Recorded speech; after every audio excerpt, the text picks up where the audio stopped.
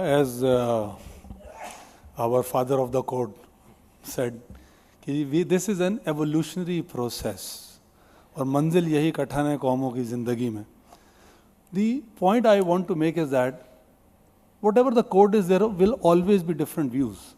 But I think with the new code, 6 months down the line, now there's no point in debating whether we should enforce it or not, what are the provisions, whether they are fair or unfair. There will always be different schools of thought. But we are driven with a power structure, a certain power structure in our community, in the business. Then again, we must do sentiment index, which we do not do in Pakistan. There has to be a shareholder sentiment index, there has to be a director's sentiment index, and there has to be an employee sentiment index, what they feel about this code. And there will be surprises when we do this. We have not done this. Like this code has got one good new introduction, that the board must be apprised of law and regulation, which boards do not do most of the time. This is the first time this code has brought in. When the first Australian sentiment index was done around 2005 or 7, the Australian directors said that the company law and the code is too cumbersome for them, and 60% of them said that it hampers their ability to do business. So I'm not saying the sentiment might be favorable, it might be unfavorable, but this gives us room to think. Like in this code, if you have to have an HR committee, you are saying just one meeting a year at least. So it is box ticking, you do one meeting, and then you have a nomination committee as well, which is not mandatory. Now there's no point in having so many committees. One HR committee could do, and then the code does not talk about CEO and CFO succession planning explicitly in the code. It should have. So these type of things will come up. No code is perfect, it is an evolutionary process, but we must, ICAP must do a sentiment index like 6 months down the road, or maybe end of 2018. Thank you. Much, ladies and gentlemen. The floor is open for you now. We have 25 minutes and we can take questions, but not speeches. What I'd like to ask you is that be precise, introduce yourself, and if you have a question to a panelist, please address the panelist, or we will hand over to the panelist for your question. Mr. Abid Hussain is here also, and I'm sure his staff is here. And this is a learning exercise. If there are questions which require review, then I'm sure you will be happy to take those back. So the gentleman at the back who has raised his hand. Yes, please. Stand up so that we can see you also, sir. My name is Muhammad Ali. When ACCP was in consultation, when revising code in 2012, so I happened to make some research regarding code and best practices adopted in many other jurisdictions. So as Sir Ibrahim Saab has rightfully said, in UK and in Netherlands and Germany, they used to have this comply or explain thing, because they said these are the best practices which are enshrined as a code. And here we are using as a code, but we are making it as a binding law. So if you see, the code are being enshrined as a code which allow the liberty for companies to either comply, or if they see any reasons they could not comply, they explain and let the shareholder decide, because it's for the betterment of the stakeholder. So if they disagree, they can come to the management or to the board that these are the requirements, why you are not going with it.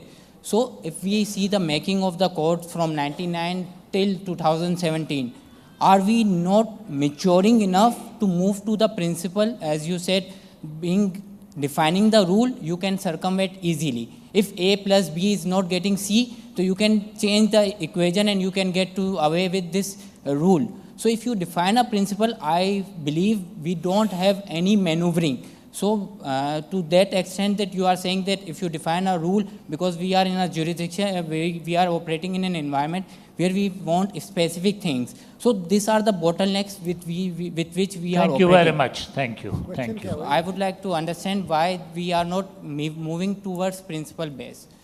Okay. Ibrahim Saab. I wish we'd have reached that stage.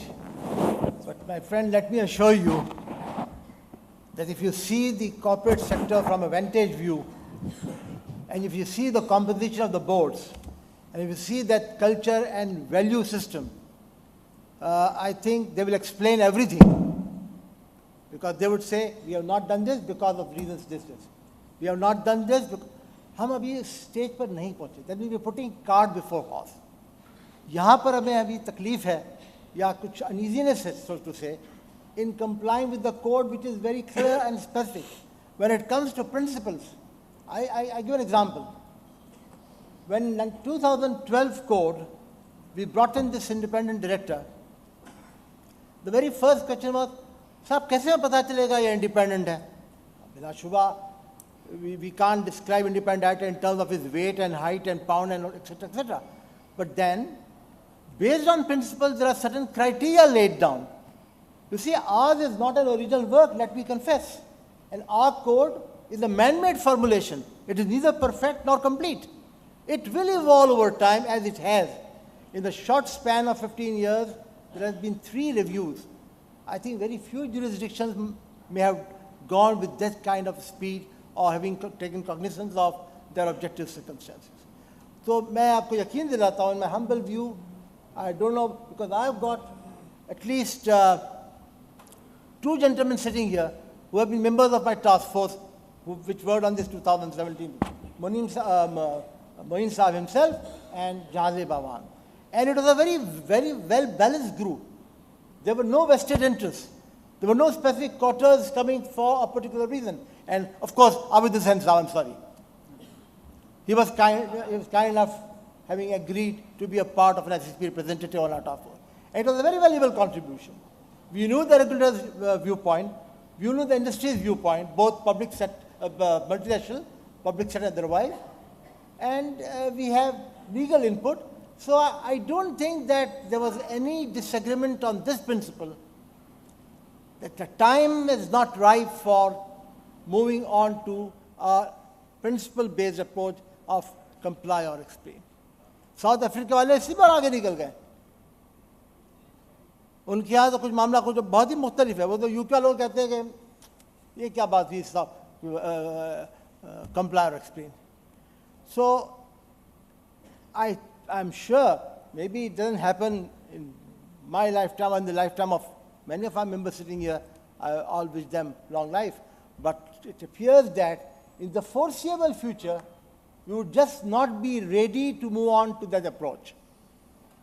Theoretically, it looks very nice. It sounds great. It is pleasing to hear its music. But then, when you come to applying that, and you come to have it tested on the touchstone of, legal and other principles, I think it will be difficult to sustain it. My name is Zaid Kalia. My question is, what is the legal status of frequently asked questions? And with reference to FAQs, with reference to the question whether same person can be CFO and company secretary. In 2012, it was allowed. In 2017, it is not allowed. So what is the status? Can it be challengeable in court of law? Thank you. Basically, frequently asked question is a guideline for the adoption of the code in true spirit. There is one question that has been included, whether the company secretary or CFO can be a same person. Actually, in the Companies Ordinance 1984, there was a requirement that there must be a whole-time company secretary. However, in Companies Act 2017, it is amended that a public company must have a company secretary. For a listed company, I believe it's a difficult task for a same person to be a company secretary and CFO as well. That's why we have responded that question in in negative, that the same person should not be. So that's not the law. That is just a scheme or spirit that is to be followed. And if the company do not comply with that answer, or the company have a same person as a company secretary or the CFO, SSCP won't object to that. Next question. 300 लोग, हाँ madam, आपको फारूक साहब आ रहा हूँ, gender balance करना है. Assalamu alaikum. My name is Reema. I work in EFU Life Assurance Limited. My question is regarding the all directors are required to attend general meeting unless there is a reasonable cause. So reasonable cause is in a broad sense. What comes in that reasonable cause? For example, director may not be available due to some personal reason as well. So does that comes under the reasonable cause or not? I think we have got two very good lawyers here. And I think बताइए जी. it is a time-honored thing, Reasonable. reasonable cause. जाज़ेब साहब. इस पे जब discussion हो रही थी तो सदात साहब और मुइन फुदा साहब इसके ऊपर ज़्यादा बेहतर रोशनी डाल सकते हैं कि इसके ऊपर काफ़ी बहस हुई थी टास्क फोर्स में कि इसको कहाँ पार्क किया जाए. एंड क्यों, पहली चीज़ rational I think Abid sahab ने अपनी प्रेजेंटेशन में दे दिया था. Why the question was how do we frame it. Of course reasonable cause is reasonable cause. It's a subjective qualitative assessment, and there are no penal consequences as such provided for your failure to do so. But the whole idea was that at least once a year, आपके जो directors हैं, they should engage, they should interact with shareholders. We understand the limitations, which generally, by and large, your annual general meetings do present. जो भी एक limitations, I don't wish to go into that. But बड़ी अच्छी आबिद साहब ने बात की थी कि जो शेयर होल्डर्स आते हैं या जो members of the general public आते हैं वो भी पाकिस्तान के शहरी हैं, मौजूद शहरी हैं. So it's important to engage with them. So the idea is not to compel someone to attend. The idea is to make sure that there is a healthy engagement between your directors and your shareholders. They're elected once every 3 years ideally, unless of course removed earlier. So at least once a year you should engage with them. But reasonable cause means कि गैर ज़रूरी या जबरन सख्ती नहीं की जाएगी. Actually, as a panelist, I would like to ask a question also, you see, here. Okay, there has to be a cost-benefit ratio to each requirement. Now, if you have a multinational, there's 4 or 5 directors, they reside abroad, so har ek ko expect karna to come for an AGM, I do not know what would be achieved by it. I mean, as long as majority of the board, or 4 or 5 members, 50% of the board is present, I would say that it's an issue that, on paper I would say fine, they should be there. But practically speaking, is it really worth the expense? Ji. Yes. Ji, Okay. That's the Yes, video conference. another FAQ will be added very soon, that how can directors can attend the general meeting. We'll say through video conferencing is also allowed. I can assure you that the task force was conscious of the fact that we are living in Pakistan. And additionally, we are living in Karachi. Okay? So I hope the message is clear.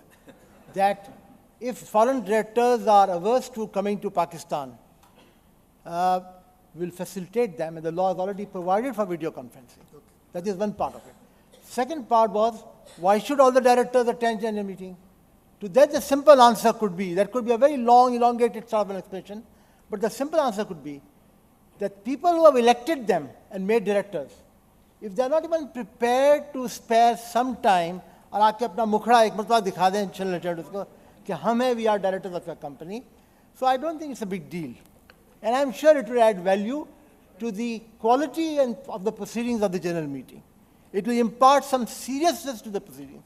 वो सिर्फ ये नहीं होगा कि जी दरखास्त number खास हो गया चलेगा, फिर भी होगा. लेकिन one thing I must have said in the beginning, there is an important aspect to this code, that all throughout this 2002 exercise until we have landed in 2017, the approach has been evolutionary. For instance, in 2002, we said chairman and chief executive should preferably be not the same person, it should be different. And at different places in the earlier code, the first code, such kinds of provisions were there. Why? The idea was to convey a sense of direction to the corporate sector and the